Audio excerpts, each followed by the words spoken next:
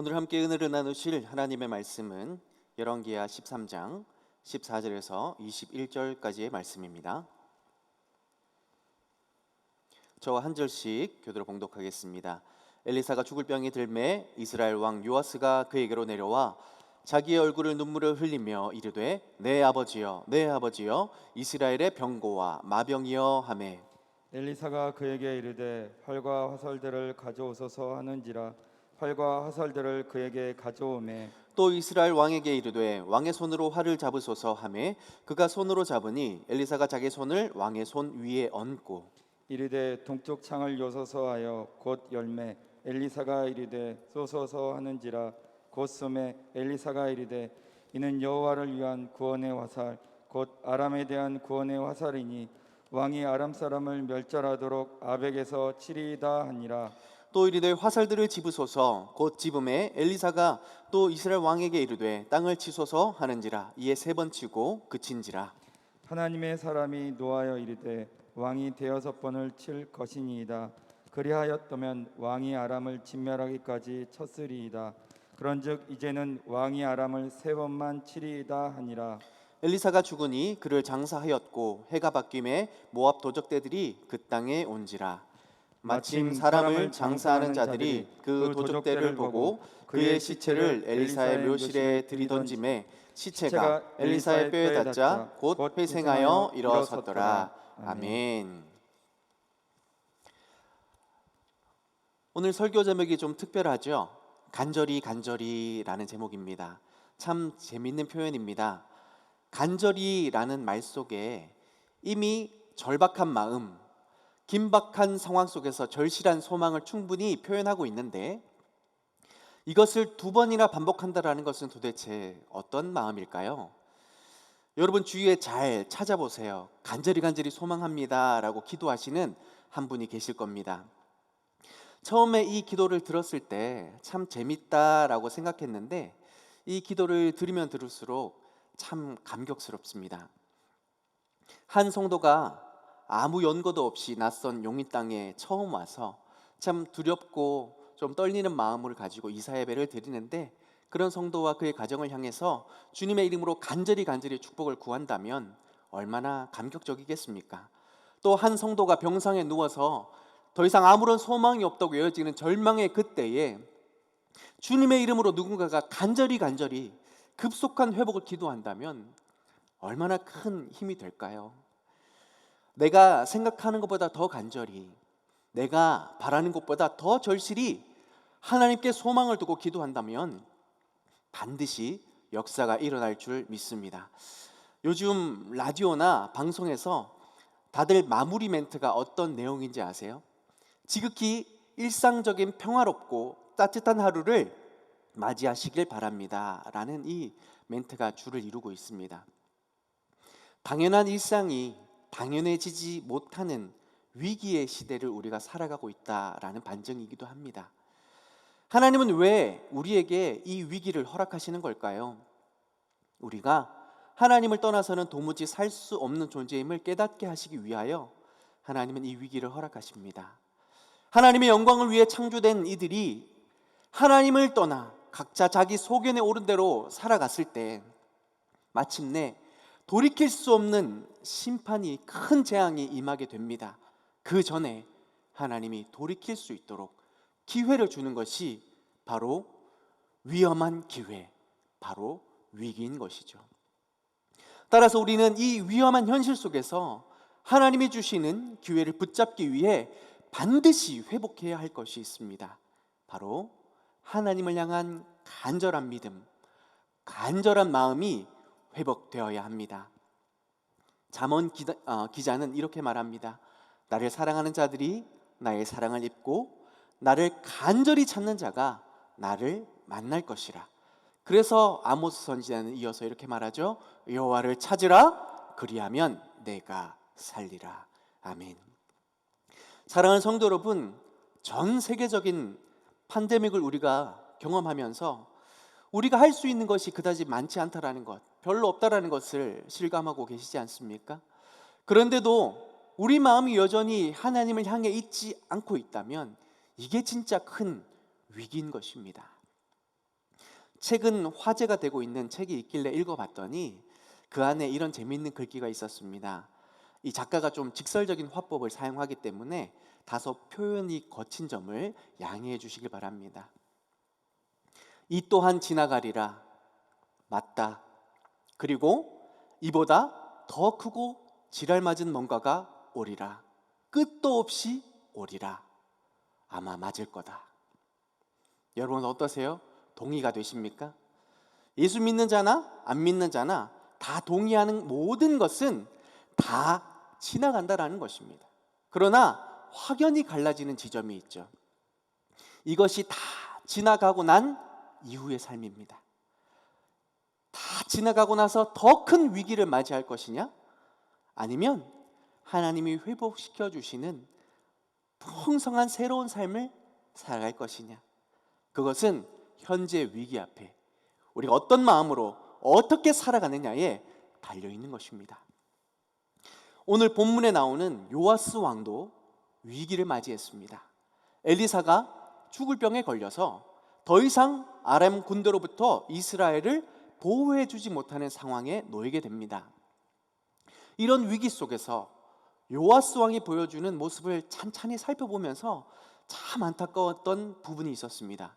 바로 요아스 왕에게 하나님을 향한 간절한 마음이 없었다라는 것입니다. 이 간절한 마음이 조금이라도 있었다면 자신뿐만 아니라 이스라엘의 역사를 바꿔 놓았을 수도 있을 텐데 라는 안타까운 마음이 들었었습니다. 사랑하는 성도 여러분, 간절함이라는 것은 이것 아니면 안 돼라는 절박한 심정을 말합니다. 역사 속에서 이런 마음으로 하나님 앞에 나와왔던 사람들을 하나님은 결코 외면하지 않으셨습니다. 오히려 시대를 바꾸어 놓을 능력의 사람으로 하나님이 세워주셨다라는 것을 발견할 수 있습니다. 오늘 본문의 주인공 요아스와 또 엘리사는 같은 위기의 시대를 살아가면서도 전혀 다른 삶을 살아갔습니다. 최고의 권력을 누렸던 왕이었으나 아람 군대 앞에 벌벌 떨며 일평생 두려움에 노출되었던 한 요아스 왕. 반면에 일평생 하나님의 영광을 위해 기적을 나타내며 살았고 심지어 죽음 이후에도 1년이 지난 이후에도 시체가 뼈에 닿쳐 살아난 그 기적을 나타냈던 엘리사 선지자의 모습을 우리는 발견할 수 있습니다. 우리가 상황은 좀 다르지만 우리 또한 위기의 시대를 살아갑니다. 같은 위기 앞에서 우리는 어떤 모습으로 살아가기를 원하시나요?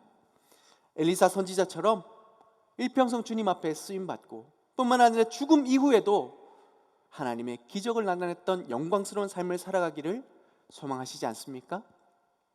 우리가 그런 삶을 살아가기 위해서 오늘 본문을 통하여서 우리가 반드시 회복해야 할 3가지 간절한 마음이 있다는 것을 확인하시고 그 마음 속에서 하나님이 열어가시는 새로운 역사, 풍성한 삶으로 나아가실 수 있기를 주님의 이름으로 축복합니다.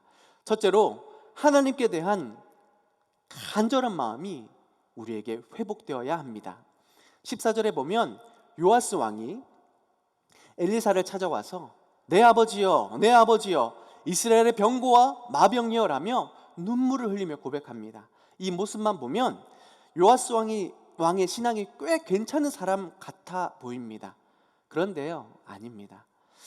그 앞부분 13장 10절, 11절의 내용을 보면 요아스 왕의 행적에 대해서 기록합니다. 제가 읽어드리겠습니다. 유다의 왕 요아스의 제 37년에 요아스의 아들 요아스가 사마리아에서 이스라엘 왕이 되어 16년간 다스리며 여호와께서 보시기에 악을 행하여 이스라엘에게 범죄하게 한 느밧의 아들 여로보암의 모든 죄에서 떠나지 아니하고 그 가운데 행하였더라. 아멘. 요아스는 16년간 이스라엘을 다스리면서 여로보암의 모든 죄에서 떠나지 않고 그 가운데 행했다라고 합니다. 그래서 여호와 보시기에 악했다라고 기록하고 있는 거죠. 이런 사람이 14절에 내 아버지여, 내 아버지여, 이스라엘의 병거와 마병이여 이렇게 말한다면 순수하게 왕이 참 믿음이 좋구나라고 해석할 수 없죠. 오히려 여로보암의 길에서 떠나지 않았다라는 이 기록 속에서 그 의미를 해석해 볼 필요가 있습니다. 여로보암의 길은 어떤 길입니까? 어떤 한 목사님께서 잘 정리해 주셔서 제가 자막으로 준비했는데요, 가능하다면 함께 읽어보도록 하겠습니다. 시작. 내 자신이 만족할 만큼 무언가를 확보하기 전에는 결코 안전하지 않다고 확신해서 어떻게 하든지 내 방식대로 무언가를 확보해 놓아야만 하는 습관을 여로보암의 길이다라고 이렇게 정리해 주셨습니다. 우리가 잘 알듯이 여로보암은 솔로몬의 왕의 신하였습니다. 그런데 솔로몬의 죄와 또 그의 아들 르호보암의 실수로 인해서 이스라엘의 10지파를 거느리는 북이스라엘의 왕이 되었습니다. 이 일은 온전한 하나님의 은혜로 일어난 것입니다. 그러나 여로보암은 막상 왕이 되어 나라를 다스리려다 보니 불안한 것들이 참 많았습니다. 그중 가장 심각한 것이 이스라엘은 성전 중심의 사회였는데 성전이 북이스라엘에 없는 거예요. 그러니 하나님이 명하시지도 않는 새로운 성전을 자기 마음대로 짓게 됩니다. 뿐만 아니라 하나님의 형상을 금 송아지로 바꾸어서 이것이 하나님입니다 라고 말하며 이 금 송아지를 섬기라라고 명령합니다. 뿐만 아니라 하나님의 절기가 이미 정해져 있음에도 불구하고 자기 유익에, 자기 나라의 정책에 맞게 바꾸어 버립니다. 자기 방식대로 자기가 두려워하는 모든 것으로부터 안전을 확보하기 위해서였던 것이죠. 하나님께서는 그의 일을 은혜로 시작하셨다면 반드시 은혜로 끝나게 하시는 분이신 줄 믿습니다. 왜냐하면 그분은 신실하신 분이시기 때문입니다. 따라서 여로보암을 하나님께서 은혜 가운데 왕으로 세우셨다면 반드시 은혜 가운데 선한 왕으로 하나님은 인도하셨을 것입니다. 그러나 여로보암은 그 선하신 하나님을 온전히 신뢰하지 못했습니다. 오히려 자신의 안전을 확보하려고 그 하나님을 이용하려 했던 것입니다. 우리는 스스로에게 이렇게 질문해 볼 수 있어야 됩니다. 나는 하나님을 믿노라 하면서 하나님을 사용하려는 사람인가? 아니면 하나님께 사용받으려고 하는 사람인가? 우리 스스로에게 진지하게 물어볼 수 있어야 됩니다. 요아스가 하나님의 사람 엘리사를 향해 내 아버지여, 내 아버지여, 이스라엘의 병고와 마병이여라며 울었던 이유는 한마디로 악어의 눈물이었던 것이죠. 위선이고 모순이 가득한 고백이었습니다. 하나님의 사람이 병들었다라는 것에 슬픈 것이 아니라 내 나라, 내 왕권이 큰 위협을 받고 있다는 것이 슬픈 것이었던 겁니다. 역사적으로 이 시기는 아수르가 급성장하면서 이스라엘을 괴롭히던 아람 군대가 상대적으로 쇠약해져 가는 시기였어요. 이때가 기회였던 것이죠. 요아스 왕이 생각할 때 이때야 바로 아람의 괴롭힘으로부터 벗어날 수 있는 절호의 기회다라고 생각했는데 자신이 생각했던 그 히든 카드 엘리사가 지금 죽게 되었다라는 거예요. 그래서 요아스는 그 사실이 슬퍼서 눈물을 흘렸다는 것이죠. 반면에 내 아버지여, 내 아버지여, 이스라엘의 병고와 마병이여, 이 말을 했던 원조의 사람은 바로 엘리사 선지자였다는 것이죠. 엘리사의 이 고백은 스승이었던 엘리야를 향한 고백이었습니다. 당신은 나의 스승입니다. 당신이 어디로 가든지 내가 따를 것이며 당신이 가르치시는 모든 말을 내가 지켜 순종하겠습니다. 이 뜻으로 이 고백을 했던 것입니다. 엘리사는 하나님을 간절히 찾았던 사람입니다. 우리 열왕기하 2장 9절의 말씀을 제가 읽어드립니다. 건너매 엘리야가 엘리사에게 이르되 나를 내게서 데려감을 당하기 전에 내가 내게 어떻게 할지를 구하라. 엘리사가 이르되 당신의 성령이 하시는 역사가 갑절이나 내게 있게 하소서라고 하는지라. 아멘. 엘리사가 얼마나 하나님을 향한 열심이 있었고 간절함이 있었는지 이제 하나님께서 엘리야를 불병거를 타고 하늘 위로 가시기 전에 내가 어떻게 너에게 무엇을 해주랴라고 질문했을 때에 스승이었던 엘리야에게 제자 엘리사가 당신에게 임했던 그 영감을 갑절이나 내게 더하여 주옵소서라고 구했습니다. 내가 만약 엘리야였다면 적지 않이 당황했을 거라고 생각합니다. 두 가지 이유 때문입니다. 첫 번째는, 아니 내가 이마만큼의 큰 역사를 행한 것을 보면서도 이것을 갑절이나 요구한다고? 이 내용을 모르는 사람들의 입장에서는 때로는 스승보다 더 나아지려고 하는 제자의 욕심 속에서 건방질 수도 있다, 철이 없다라고 생각하실 수도 있겠지만 사실은 그렇지 않죠.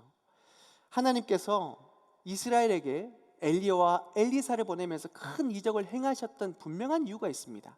그만큼 시대가 어려웠기 때문입니다. 그 어려운 시대를 살아가면서 엘리야가 큰 하나님의 기적을 일으키며 그럼에도 불구하고 유일한 소망이 하나님께 있음을 나타내기 위하여 이 놀라운 기적을 이스라엘에게 행하셨던 것입니다. 그런데 이런 기적을 행하는 엘리야의 삶은 어땠습니까? 쉽지 않았습니다. 단편적으로 예를 들어서 850명의 바알과 아세라 신도들과 싸워서 대승을 거뒀으나 그 다음날 바로 이세벨의 철저한 경고 앞에 죽음이 두려워서 숨어 지나야만 했던 수많은 세월들이 있었다는 겁니다. 그 사실을 알면서도 불구하고 엘리사가 지금 그 스승 엘리야 앞에 갑절의 영감을 원합니다라는 게 무엇일까요? 그 어려운 시대를 살아가면서 내가 발견하고 믿는 유일한 한 가지, 그럼에도 불구하고 하나님이 아니면 안 된다라는 그 분명한 사실 속에 하나님의 은혜를 구하며 나아갔다는 겁니다. 하나님, 이 어려운 시대를 내가 살아가면서 나로서는 부족합니다. 나로서는 안 됩니다. 하나님이 도우셔야 하고 하나님이 은혜 주셔야 하고 하나님의 전능하신 손으로 내게 손대어 주셔야 내가 살아갈 수밖에 내가 살아갈 수 있습니다. 하나님, 그러니 나에게 갑절의 영감을 허락하여 주시옵소서. 그렇게 간절히 하나님 앞에 구했더니 하나님이 더 크고 놀라운 역사를 엘리사를 통하여 행하여 주셨던 것입니다. 바로 하나님께 대한 간절한 그 마음이, 하나님을 향한 그 간절한 믿음이 그 어려운 시대를 살아가면서 하나님의 기적을 나타내는 위대한 선지자로 쓰임받게 되었다라는 것입니다. 사랑하는 성도 여러분, 우리가 같은 교회, 같은 예배를 드리면서 누군가는 은혜를 받고 누군가는 은혜를 받지 못하는 분명한 기준이 있다면 바로 그 하나님을 향한 동일한 은혜를 베풀어 주시고 동일한 역사를 행하실 그 하나님을 향한 우리의 마음이 간절한가, 간절하지 않는가, 그것의 기준이 있다는 것을 기억하실 수 있길 바랍니다. 야곱은요, 하나님의 은혜를 구하기 위해서 밤이 맞도록 주의 천사와 씨름했습니다. 살려달라고 씨름하며 하나님의 은혜를 구했습니다. 그랬더니 하나님이 그를 살려주셨을 뿐만 아니라 하나님의 축복이 감히 셀 수도 없는 그 축복의 한 사람으로 하나님이 세워주셨다는 것을 우리는 기억할 수 있기를 소망합니다. 사랑하는 성도 여러분, 그러하니 마태복음 11장 12절은 이렇게 기록합니다. 세례 요한의 때부터 지금까지 천국은 침노를 당하나니 침노하는 자는 빼앗느니라. 결국 하나님 앞에 간절히 구하고 간절히 찾는 자가 하나님의 나라를 경험하고 그 하나님 나라의 아름다움을 경험할 수 있게 된다라고 성경은 기록하고 있습니다. 사랑하는 성도 여러분, 하나님 향한 간절함을 가지고 주님 앞에 나올 수 있기를 소망합니다. 바로 그때, 이 위기의 때에 하나님의 놀라운 은혜와 축복을 경험하는 귀한 믿음의 한 사람으로 살아가게 될 줄 믿습니다. 두 번째로, 믿음의 공동체에 대한 간절함이 우리에게 필요합니다.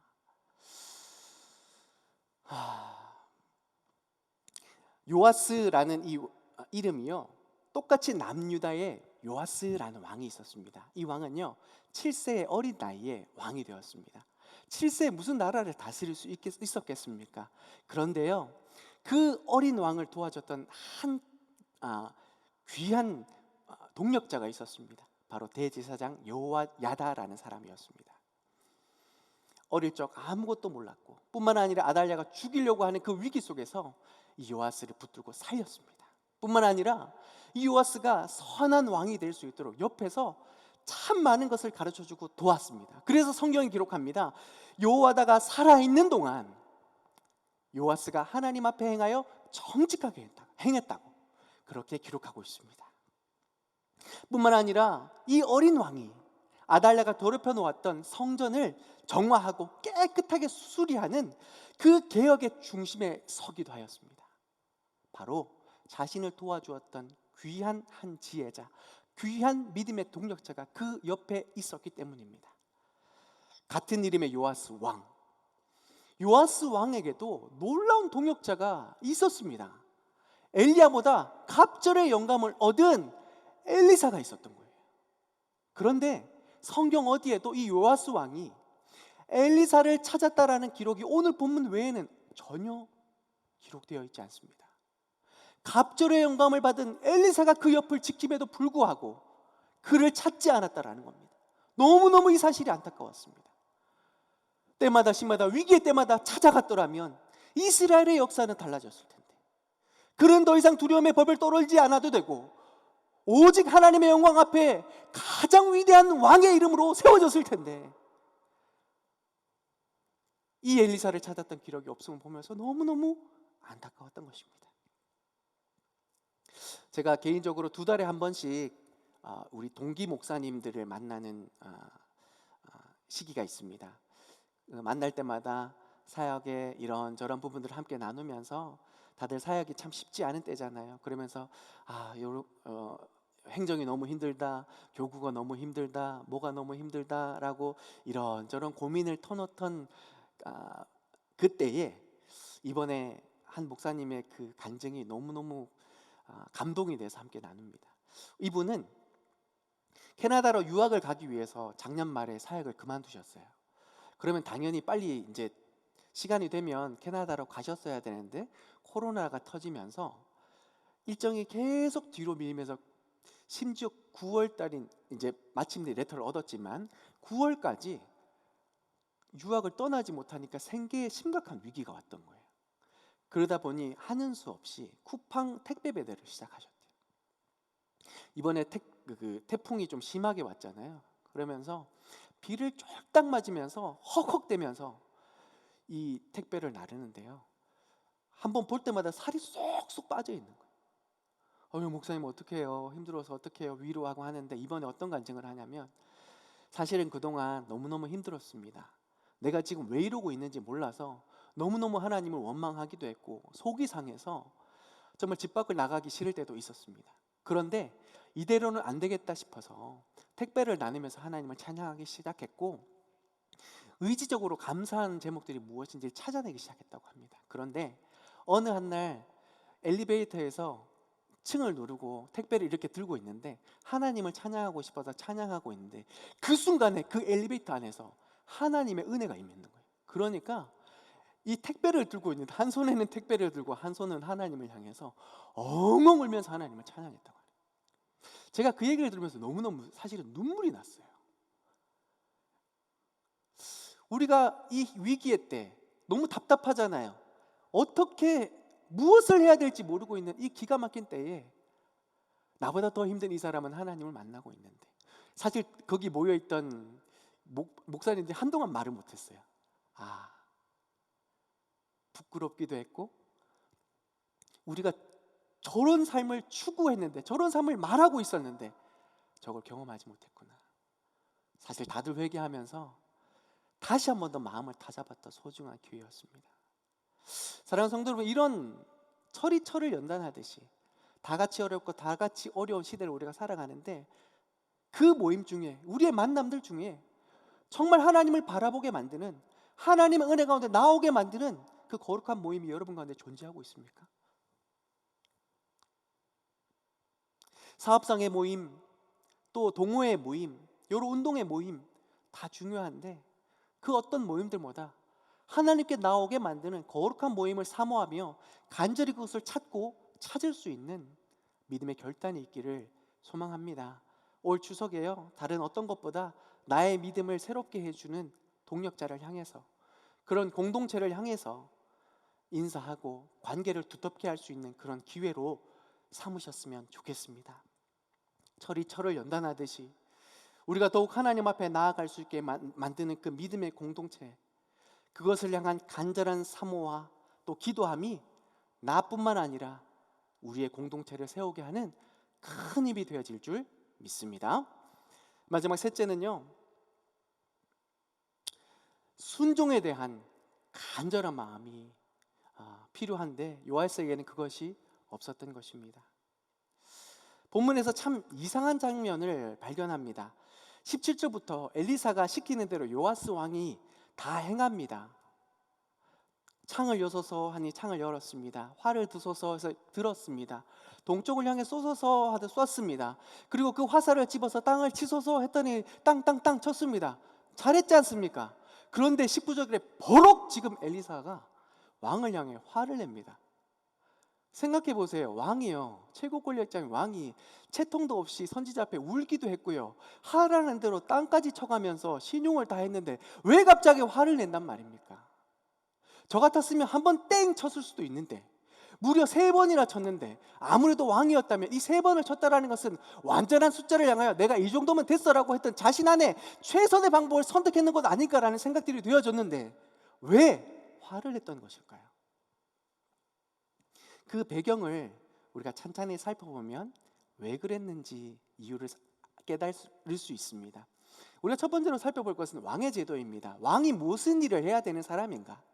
왕이 백성들에게 세금을 받기도 하고 말을 받기도 합니다. 그런데 그 많은 것을 제공받았던 이유가, 단 한 가지 이유가 있다면 그 백성들을 지켜주는 것이었습니다. 그런데 요아스 왕은 그것을 잘 하지 못했던 거예요. 아람의 군대의 침략으로부터 백성들을 온전히 지키지 못했습니다. 그런데 기회가 왔죠. 엘리사가 죽음에 앞서서 이제는 마지막 남은 힘을 짜서 그 아람 군대로부터 구원을 받을 그 기회를 줬습니다. 동쪽 창을 여서서, 동쪽이 어디입니까? 아람 군대가 향해 있는 곳입니다. 동쪽 창을 여서 화살을 쏘서서 아벡에서부터 하나님의 구원이 일어날 것입니다. 아람 군대의 수도였던 아벡에서부터 승리가 펼쳐지게 될 것입니다 라고 말을 했던 겁니다. 뿐만 아니라 화살에 들어 땅을 치소서라고 할 때 이 치소서라는 이 단어가 어떤 뜻이냐면, 라카라는 이 동사가 어떤 뜻이냐면 죽을 때까지, 끝날 때까지, 진멸하기까지, 하나님의 뜻이 이루어지기까지 철하라고 말씀하십니다. 반드시 내가 죽으면서 아람 군대로부터는 해방하게 해주겠다라는 하나님의 강력한 메시지가 쏟아지고 있었습니다. 그런데 그런 간절한 엘리사의 마음에도 불구하고 요아스 왕은 자신의 체면에서, 자신이 아는 지식에서, 자신이 알았던 경험에서 물러서지 않았다라는 거예요. 요만큼이면 됐어, 할 만큼이면 했어라는 거예요.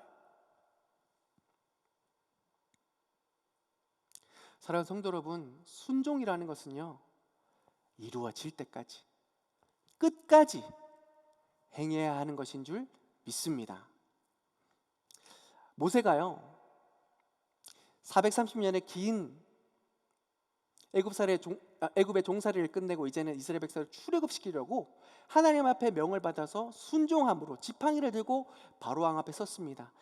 이스라엘의 백성을 보내소서라고 했더니 바로 왕이 아이고 죄송합니다, 바로 보내드릴게요 했습니까? 아니죠. 오히려 더 큰 노역을 심하게 추가했습니다. 모세의 마음이 어땠을까요? 하나님, 기껏 순종했더니 결과가 이겁니까? 왕한테 무시당한 것뿐만 아니라 내 편이라 생각했던 이스라엘 백성들조차 나에게 등을 돌리며 나를 욕하는데 내가 순종해야 될 이유가 있습니까? 라고 질문하는 수많은 어려운 시간들이 있었습니다. 그런데요, 모세는 끝까지 순종했습니다. 10가지 재앙이 펼쳐지기까지. 중간중간 얼마나 많은 어려움들이 있었습니까? 통쾌하기도 했지만 또다시 반복되는 바로의 완악함으로 인해서 너무너무 기가 막혀 있던 수많은 과정들 속에 모세는 끝까지 하나님의 말씀에 순종했다는 것입니다. 그랬더니 이후에 결국 역사는, 성경은 기록합니다. 이 10가지 재앙을 통해서 430년 동안 이스라엘에 깊이 뿌리 박혀져 있었던 노예 근성, 일말의 애굽을 향한 믿음과 일말의 애굽을 향한 정을 다 뗄 수 있게 만드는 그 10가지의 근거를 하나님께서 마련하시기 위하여 모세에게 그 순종을 요구하셨다라는 것입니다. 사랑하는 여러분, 우리가 순종을 하려 할 때 우리가 예상치 못한 어려움들과 고난들이 우리에게 찾아올 수 있습니다. 그럴 때 우리가 하나님 앞에 질문하죠. 하나님, 이게 뭡니까? 기껏 순종했더니 이게 뭡니까? 라고 하나님 앞에 불평을 내려놓을 때가 있습니다. 그런데 기억하십시오. 하나님은 우리의 그 순종 가운데 하나님의 일은 실수함 없이 진행되고 있는 줄 믿습니다. 그러니 우리의 예상보다, 우리의 생각보다 더욱 철저하게 그의 일을 이루어 가시는 하나님을 우리가 믿는 믿음 안에서 간절히, 더 간절히 하나님을 향하여 순종할 수 있는 믿음이 있기를 소망합니다. 그리할 때 마침내 그 순종에 대한 하나님의 역사가, 기적이, 축복이 우리의 삶 가운데 펼쳐지게 될 줄 믿습니다. 예수님께서는 이미 순종하심으로 십자가에서 모든 승리를 이루셨습니다. 그러니 우리는 그 길을 따라 걷는 모든 순종은 반드시 승리하게 될 줄 믿습니다. 사랑하는 성도 여러분, 그 하나님을 향한 간절한 순종으로 하나님의 계획하셨던 축복의 삶을 놓치지 않기를 주님의 이름으로 축복합니다. 말씀을 정리합니다. 역경이라는 것은 우리의 삶에 피할 수 없습니다. 그 역경을 통해서 우리가 진짜인가 가짜인가를 증명할 수밖에 없는 것이죠. 진짜는 그곳에서 하나님을 더욱더 간절히 찾습니다. 가짜는 그 자리를 수위 없이 떠나갑니다. 중국에 문화혁명이 일어날 때 모택동이요, 기독교를 참 많이 박해했습니다. 그래서 선교사님들이 다 떠나가야만 하는 그 시절에 마지막 선교사님이 떠나면서 그 중국 땅의 지도자로 길러놓은 그 사람에게 이렇게 질문합니다. 당신 이 환난과 핍박을 견딜 수 있겠소? 라고 질문했더니 이 중국 그 교육을 받았던 이 차기 리더자가 참 멋진 말을 합니다. 그 앞에 놓여있는 차를 바라보면서 선교사님, 차가 참 뜨겁죠? 그러면서 차에 티백을 들었습니다. 이 티백이 뜨거운 물 속에 들어갔다고 해서 그 맛을 잃나요? 아니죠. 오히려 이 뜨거운 물을 통해서 더 깊은 향이 배일 뿐입니다. 우리가 위기의 때를 살아가면서 힘들고 어렵습니다. 그런데요, 진정한 그리스도인은 이 위기 속에서 더 큰 예수님의 향기를, 더 진한 예수님의 향기를 바라게 될 줄 믿습니다.